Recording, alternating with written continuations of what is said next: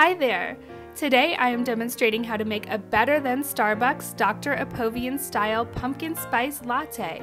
And then I'm going to cool that latte and turn it into a better than Starbucks Dr. Apovian style pumpkin spice latte diet protein smoothie.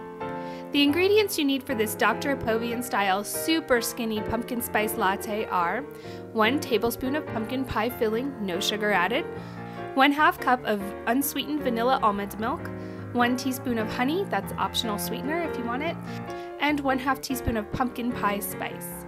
You want to heat these ingredients over medium heat in a saucepan and whisk with a small whisk until they're all blended and nice and frothy. Pour this mixture from the saucepan into a coffee cup and then top with 1 cup of coffee. I wish you could smell this at home. It's so amazing. Hello, fall. Now to make this diet protein meal replacement smoothie, you want to let this pumpkin spice latte cool way down.